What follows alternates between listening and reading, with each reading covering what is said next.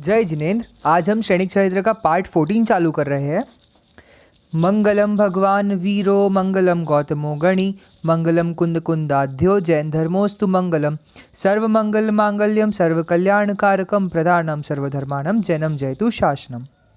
इसके पहले तक हमने पढ़ा था कि राजा श्रेणिक कैसे नंदीग्राम वासियों की परीक्षा ले रहे थे और अभय कुमार कैसे उनका आंसर कर रहे थे।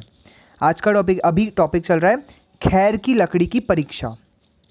ऐसा सोचकर महाराज ने सेवकों को पुनः बुलवाया। एक हाथ प्रमाण खैर की एक ठोस लकड़ी देकर कहा, इसमें कौन अगला भाग है तथा कौन सा पिछला।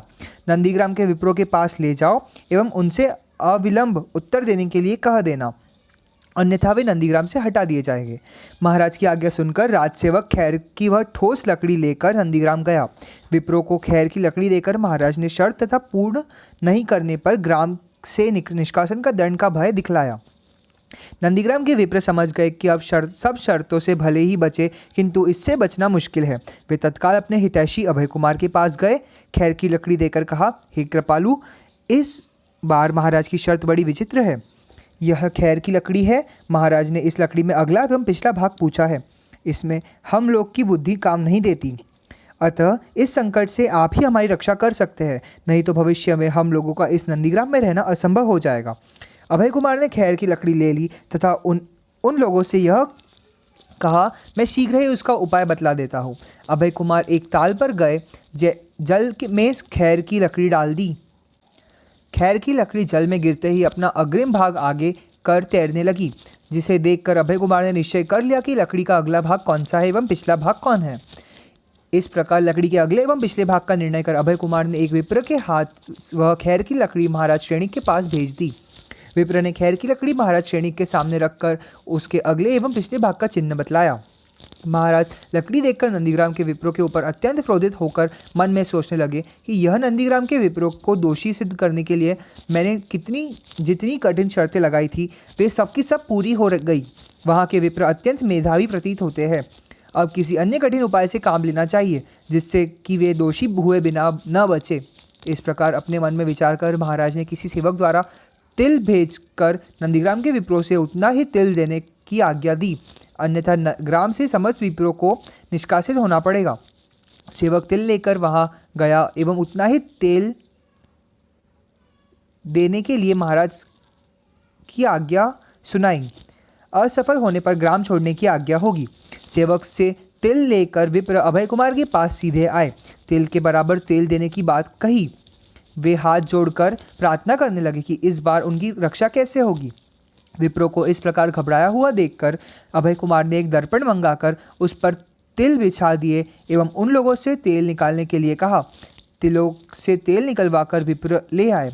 अभय कुमार ने शीशे पर तिल के बराबर ही तेल भर दिया एवं महाराज की सेवा में उसे भिजवाया। जब महाराज के सामने उन भेजे हुए तिल के बराबर तेल आ गया, तब महाराज भी समझ गए कि नंदीग्राम के विप्र कितने प्रखर बुद्धि वाले हैं। अतः अब उनके हृदय में उनके विप्रों के बारंबार परीक्षा लेने की उत्कृष्ट लालसा उत्पन्न हो गई।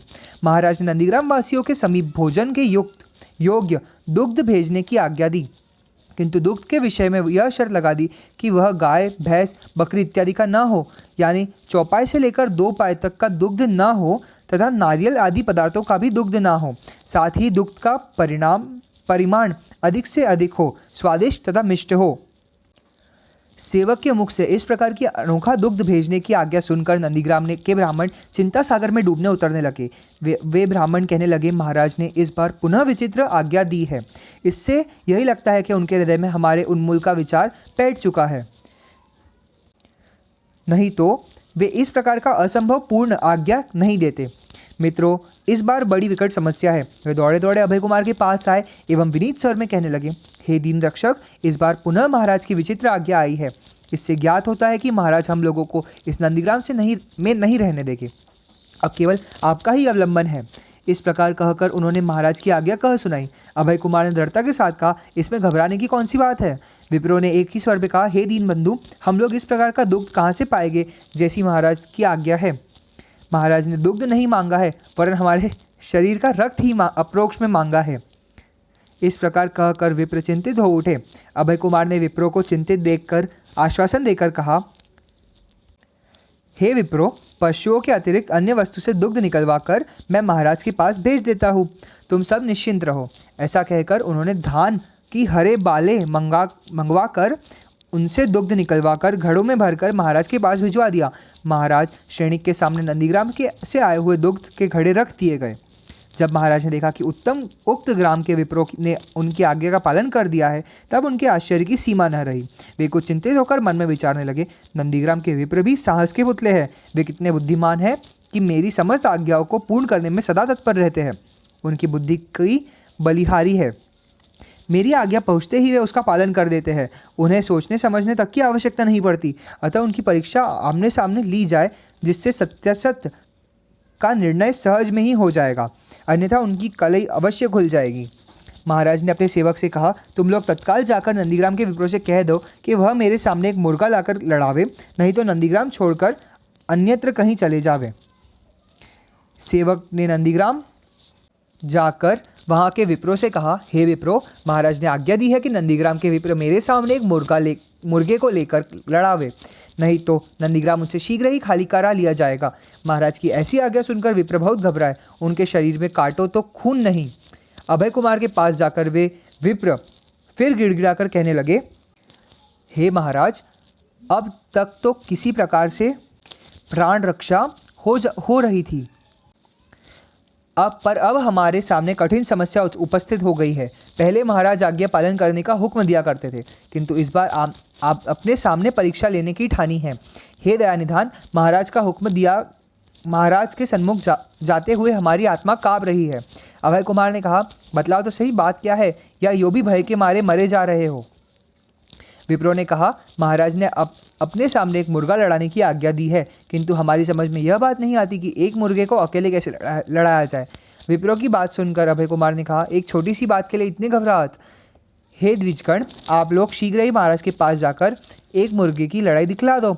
एक दर्पण को मुर्गे के सामने रख दीजिए। मुर्गा अपने प्रतिबिंब को ही एक प्रतिपक्षी मुर्गा समझकर उससे अपना शत्रु मानकर अपने आप लड़ने लगेगा। बस आपका प्रयोजन सिद्ध हो जाएगा।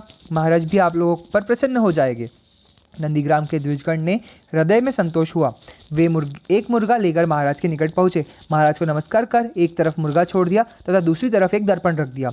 मुर्गे ने ज्यों ही दर्पण में अपना प्रतिबिंब देखा, त्यों ही वह दर्पण पर चोंच मारकर अपने आप से लड़ने लगा।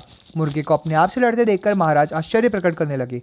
वे सोचने लगे कि द्विजगण निसंदेह बड़े बुद्धिमान है, इनकी बुद्धि की जितनी भी प्रशंसा की जाए कम है। महाराज ने मुर्गे की लड़ाई बंद करवा दी। द्विजों को अपने अपने घर लौट जाने की आज्ञा दे दी। विप्र के जाने के बाद महाराज मन में विचारने लगे, नंदीग्राम के विप्र वास्तव में बड़े बुद्धिमान हैं। मेरी समझ में नहीं आता कि उन्हें किस प्रकार अपने चंगुल में फंसाऊं। अब तक मेरी सभी आज्ञाएं उन्होंने पूर्ण की है। अब उन्हें ऐसी आज्ञा देनी चाहिए जिसे वे पूर्ण न कर सके। इस प्रकार गंभीरतापूर्वक बहुत सोच विचार कर महाराज ने अपने सेवक से कहा, तुम नंदीग्राम के विप्रों के पास जाकर कह दो कि वे शीघ्र ही बालू की एक रस्सी लेकर महाराज के पास आए, अन्यथा उनके हित में अच्छा नहीं होगा। सेवक ने नंदीग्राम जाकर महाराज की आज्ञा वहाँ के विप्रों से कह सुनाई। सेवक के मुँह से ऐसी विचित्र आज्ञा सुनकर उन विप्रों की अवस्था शोचनीय हो गई। वे समझ गए कि इस बार तो प्राण रक्षा होने की नहीं। समस्त विप्रों ने अभय कुमार के पास आकर निवेदन किया, हे कृपालु, इस बार महाराज ने एक विचित्र आज्ञा दे रखी है। हम लोगों ने अब तक ऐसी रस्सी न तो देखी है न ही सुनी है जो बालू से बनी हुई हो। अब सिवाय आपके हमारी सुरक्षा करने वाला कोई दूसरा नहीं। अभय कुमार ने कहा, आप तत्काल महाराज के समीप जाकर निवेदन कीजिए कि वे जिस प्रकार की बालू की रस्सी चाहते हैं उसके नमूने के लिए दूसरी बालू की रस्सी देवे, ताकि आज्ञा का पालन किया जा सके। यदि महाराज वैसी रस्सी देने में अपनी असमर्थता दिखलावे तो आप लोग विनम्र शब्दों में कह दीजिए कि हे महाराज, हम लोग तो आपकी निर्धन प्रजा है, हमारा अपराध क्षमा हो तथा भविष्य में इस प्रकार की अलभ्य वस्तु की आज्ञा न दी जाए। अभय कुमार की युक्तिपूर्ण सलाह सुनकर विप्रो फूले नहीं समाये। वे उसी समय प्रस्थान कर शीघ्र महाराज की सेवा में उपस्थित हो गए। महाराज को प्रणाम कर उन्होंने करबद्ध निवेदन किया, हे महाराज, आपके सेवक ने बालू की एक रस्सी ले आने को आज्ञा दी थी। हम विप्र श्रीमान की सेवा में इसलिए उपस्थित हुए हैं कि आप जिस प्रकार की रस्सी चाहते हैं कृपा कर उसका एक नमूना दिखला दें, जिससे आज्ञा का पालन में विलंब न हो। विप्रो का विद्वता पूर्ण उत्तर सुनकर महाराज आश्चर्यचकित रह गए। कुछ देर तक सोचने के बाद उन्होंने कहा, हमारे पास तो बालू की रस्सी नहीं है। जब विप्रो ने देखा कि महाराज अपनी असमर्थता प्रकट कर रहे हैं, तब उन्होंने कहा, हे दीनबंधु, जब आपके राजमहल में बालों की रस्सी नहीं है, तब हम निर्धन विप्रों के पास कहाँ से मिल सकेगी? हे महाराज, हम लोग आपकी शरणागत प्रजा हैं। हम लोगों को इस प्रकार की आज्ञा पालन करने के लिए न कहा जाए जिसका पालन करना असंभव हो। कारण आपकी किसी प्रकार की अवज्ञा से हमारा विनाश निश्चित है, अतः हम अपने अपराध के लिए क्षमा प्रार्थी है। महाराज की सेवा में इस प्रकार निवेदन कर विप्रगण नंदीग्राम लौट गए। उनके चले जाने पर महाराज अपने मन में सोचने लगे कि नंदीग्राम के ये विप्र अत्यंत दुष्ट स्वभाव है, अभी तक उनकी प्रवृत्ति बदली नहीं है, अतः उन्हें दंड देना आवश्यक है। वे फिर सोचने लगे कि वहाँ के विप्र बहुत चालाक है, इसलिए इस बार उनके पास ऐसी आज्ञा भेजनी चाहिए जिसे पूर्ण करने में वह असमर्थ सिद्ध हो। इस प्रकार सोचकर महाराज ने दूत को बुलाकर आज्ञा दी कि तुम नंदीग्राम जाकर वहाँ के विप्रों से कहो कि वे एक घड़े के बराबर कुष्मांड उसी घड़े में रखकर मेरे यहाँ ले आवे, नहीं तो उन्हें नंदीग्राम त्याग कर चला जाना पड़ेगा। उधर नंदीग्राम के विप्रों ने अपने मन में विचार किया कि अब हमारे ऊपर से महाराज का कोप शांत हो गया है। उनके आनंद की सीमा नहीं रही, वे घर घर आनंद मनाने लगे। इतने में महाराज का दूत आ धमका। महाराज के दूत को देखकर उन विप्रों का माथा ठनका। वे सब के सब स्तब्ध रह गए। उसी समय दूत ने महाराज की आज्ञा कह सुनाई। महाराज की आज्ञा सुनकर विप्रों के ऊपर मानो दुख का पहाड़ टूट पड़ा। वे किंकर्तव्य विमूढ़ हो रहे। वे सोचने लगे, अरे यह क्या हो गया? अभी अभी तो हमने अपराध महाराज से क्षमा कराए है, किंतु हमारे ऊपर महाराज का क्रोध घटने के स्थान पर बढ़ता ही जा रहा है। हाय, अब हम क्या करें? महाराज का क्रोध क्यों बढ़ता जा रहा है, यह भी समझ में नहीं आता। क्या उनका हृदय पाषाण के समान कठोर हो गया है, जो हमारे इतने अनुनय विनय पर करने पर भी नहीं पिसता? हम हतभागों के लिए इस संसार में कहीं भी शरण नहीं है। अब हम क्या करें एवं क्या न करें, यह बड़ी विषम समस्या है।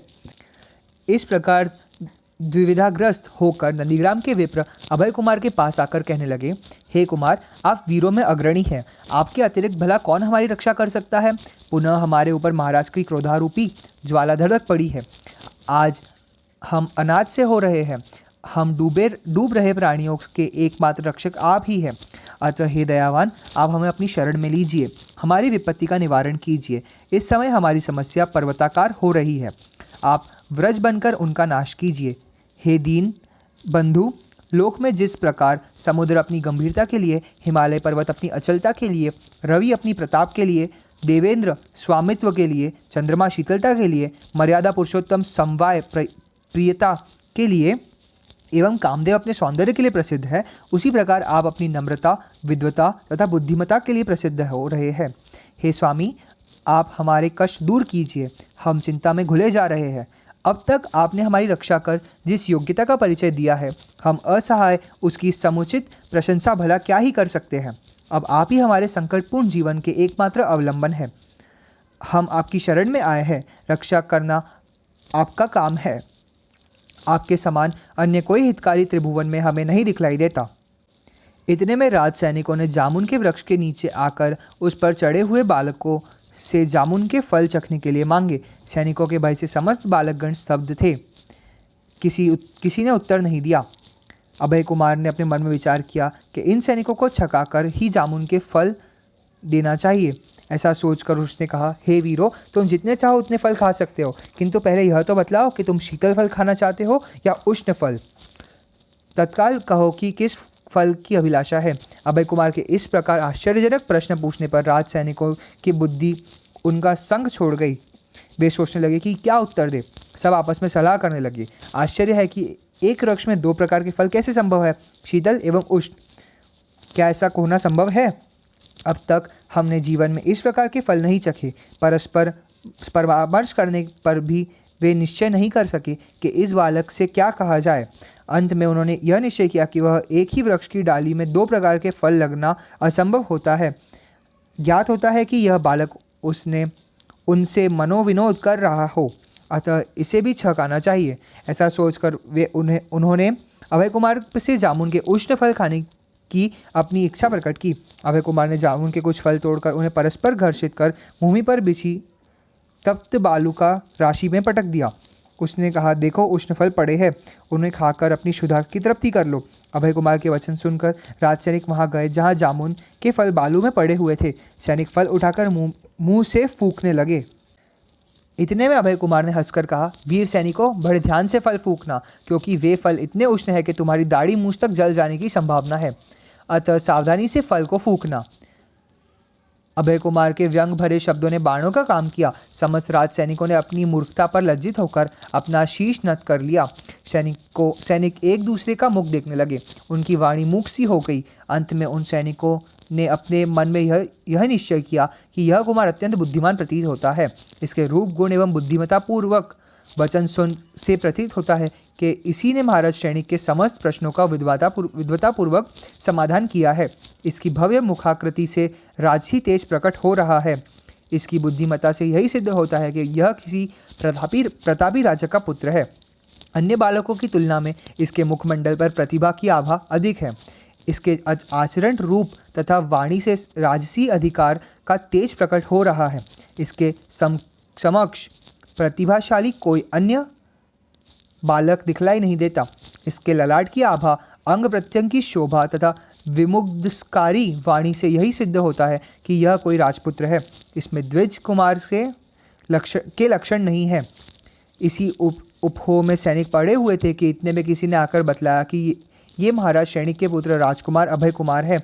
सैनिकों ने ऐसा शुभ समाचार पाकर नंदीग्राम में जाने तक का विचार त्याग दिया तथा राजगृह वापस आकर महाराज सैनिक से राजकुमार अभय कुमार के संबंध में अपना प्रतितर्ज अनुभव सुनाने लगे। महाराज सैनिक के हर्ष की सीमा नहीं रही।